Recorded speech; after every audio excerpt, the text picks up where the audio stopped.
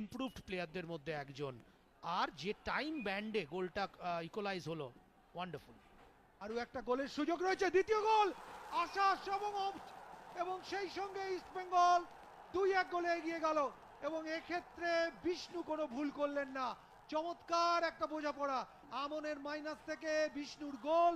এবং পুরো টিমের ম্যানেজমেন্টের যে কলকাতা লিগকে গুরুত্ব দেওয়া, অসাধারণ ফুটবল বিষ্ণু এবং আমানের। আরও একবার কম্বিনেশন বিষ্ণু, আমান এবং জেসিন, দে আর লুকিং রিয়েলি গ্রেট। কাট করে বেরিয়ে গেছেন, এক্ষেত্রে দুজন খেলোয়াড়, গোল হতে পারে এবং গোল! ওহ, হোয়াট এ ফিনিশ! এবং সেই সঙ্গে সঙ্গে বিষ্ণু খেলোয়াড় একটু নামিয়ে নিয়ে এসছেন, ইস্টবেঙ্গলের চাপ রয়েছে অনেকখানি। সেখান থেকে আবার বাঁ দিক থেকে আক্রমণে হীরা মণ্ডল, এই এতক্ষণে হীরার একটা সেন্টার এবং গোল।